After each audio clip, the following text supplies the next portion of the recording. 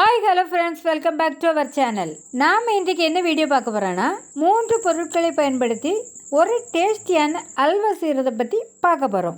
வீடியோவை ஸ்கிப் பண்ணாமல் கடைசி வரைக்கும் பாருங்கள். நாம் இன்றைக்கி பாம்பே அல்வா எப்படி செய்கிறது அப்படிங்கிறத பற்றி தான் பார்க்க போகிறோம். முதல்ல ஒரு மிக்சிங் பவுலை எடுத்துக்கிடுங்க. அதில் 1 கப் அளவுக்கு கார்ன்ஃப்ளவர் ஆட் பண்ணிக்கிடுங்க. கார்ன்ஃப்ளவர் எந்த கப்பில் எடுத்தீங்களோ அதே கப்பில் 2 கப் அளவிற்கு தண்ணீர் எடுத்து ஊற்றிக்கிடுங்க. கட்டி எதுவும் இல்லாமல் கார்ன்ஃப்ளவர் மாவை நல்லா கரைச்சி எடுத்துக்கிடுங்க. நான் எங்கள் வீட்டில் உள்ள கப்பை பயன்படுத்தி அளவுகள் எடுத்திருக்கேன்.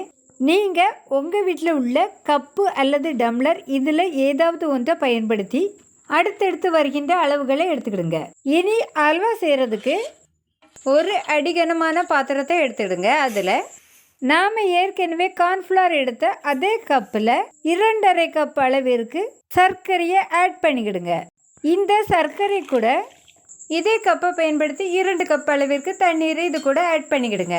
சர்க்கரை தண்ணீரில் கரைஞ்சி உருகி வரும். இந்த அல்வா செய்கிறதுக்கு கம்பி பதம் பாகுபதம்னு எதுவும் தேவைப்படாது. சுகர் தண்ணீரில் கரைஞ்சி வரணும். நாம் விரலில் தொட்டு பார்த்தோன்னா லைட்டாக பிசு பிசு தன்மையோடு இருந்தால் காணும். நம்ம சேனலில் ஏற்கனவே வாழை இலையை பயன்படுத்தி எப்படி அல்வா செய்கிறது அப்படிங்கிற வீடியோ அப்லோட் பண்ணியிருக்கோம். பார்க்காதவர்களுக்கு டிஸ்கிரிப்ஷனில் லிங்க் தரேன். இந்த வீடியோ பார்த்த பிறகு நேரம் கிடைச்சா பார்த்துக்கிடுங்க.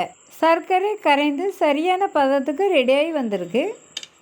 இதே போல் செக்கப் பண்ணி பார்த்த பிறகு ஏற்கனவே தண்ணீர் ஊற்றி கரைச்சி வச்சுருந்த கார்ன்ஃப்ளவர் கரைசலை இது கூட கொஞ்சம் கொஞ்சமாக ஊற்றிக்கிடுங்க.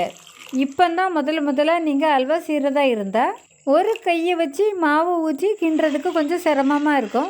அதனால் ஹெல்ப்புக்கு ஒருத்தங்களை மாவு ஊற்ற வச்சு நாம் கிளறும் போச்சில் கொஞ்சம் ஈஸியாக இருக்கும். மாவு ஊற்றும் போச்சில் கொஞ்சம் தண்ணியாக இருந்தது போல் இருக்கும். ஆனால் கை விடாமல் கிளறிக்கிட்டே இருக்கணும். மாவு கெட்டியாகி வந்ததும் இதே போல் பபிள்ஸ் வரும். இந்த நேரத்தில் மாவு நல்லா கெட்டியாகி வந்திருக்கு. இது கூட கொஞ்சமாக உங்களுக்கு பிடிச்ச ஃபுட் கலரை ஆட் பண்ணிக்கிடுங்க. ஃபுட் கலரை ஆட் பண்ண பிறகு நல்லா மிக்ஸ் பண்ணி விட்டுக்கிடுங்க. இதே போல் வெஜிடபிள் ரெசிபி வீடியோக்கள் வேணும்னா ஏற்கனவே நம்ம சேனலை சப்ஸ்கிரைப் பண்ணலைன்னா சப்ஸ்கிரைப் பண்ணிக்கிடுங்க. நாம் இதில் ஏற்கனவே நெய்யை சேர்க்கலை. இனி இது கூட கார்ன்ஃப்ளவர் எடுத்த அதே கப்பில் 1/2 கப் அளவிற்கு நெய் எடுத்து இது கூட ஆட் பண்ணிக்கிடுங்க. நெய்யை இது கூட ஆட் பண்ணதும் கை விடாமல் கிளறிக்கிட்டே இருங்க. நாம் ஊற்றின 1/2 கப் நெய்யையும் இந்த மாவு கொஞ்சம் கொஞ்சமாக இழுத்துரும்.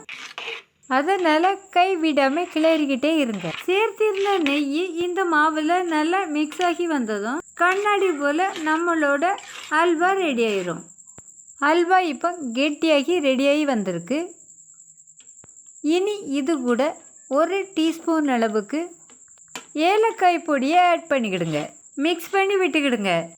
இனி இதுக்கு மேலே பொடியை கட் பண்ணி வச்சுருந்த உங்களுக்கு பிடித்தமான நட்ஸ்களை இதில் ஆட் பண்ணிக்கிடுங்க. இனி கடையில் வாங்குகிற அல்வா போல் கட் பண்ணி எடுக்கணுன்னா அதுக்கு ஒரு தட்டை எடுத்து வச்சுடுங்க. அதில் முழுவதுமே நெய்யை தடவி வச்சுருங்க. இனி இதில் நாம் ரெடி பண்ணி வச்சுருந்த அல்வாவை அதில் ஊற்றிக்கிடுங்க. நெய் தடவின பாத்திரம் முழுவதும் ஊற்றிய பிறகு 2 மணி நேரம் வரைக்கும் ஆற வச்சுருங்க. 2 மணி நேரம் ஆறி வந்திருக்கு. கடையில் வாங்கிட்டு வர அல்வா போல் சூப்பராக ரெடி ஆகிட்டு. பாம்பே அல்வாவை இப்போ சூப்பராக ரெடி பண்ணி எடுத்துட்டோம். இனி கத்தியில் கொஞ்சமாக நெய்யை தடவி இந்த அல்வாவை துண்டு துண்டுகளாக கட் பண்ணி எடுத்துக்கிடுங்க. இனி அல்வாவை கடையில் வாங்காமல் நான் சொன்ன மெத்தட்லேயே உங்கள் வீட்லேயும் ரெடி பண்ணி பாருங்கள். இந்த வீடியோ உங்களுக்கு பிடிச்சிருந்தா லைக் பண்ணுங்கள், கமெண்ட் பண்ணுங்கள், ஷேர் பண்ணுங்கள். சப்ஸ்கிரைப் பண்ணாதவங்க சப்ஸ்கிரைப் பண்ணிவிடுங்க. கூடவே பக்கத்தில் இருக்க பெல் பட்டனையும் கிளிக் பண்ணுங்கள். அதில் ஆல்னு செட் பண்ணுங்கள். அப்படின்னா தான் நாங்கள் போடுற ஒவ்வொரு சமையல் வீடியோவும் உங்களை தேடி உடனுக்குடன் வரும். மீண்டும் மற்றொரு வெஜிடபிள் ரெசிபி வீடியோவில் சந்திப்போம். நன்றி, வணக்கம்.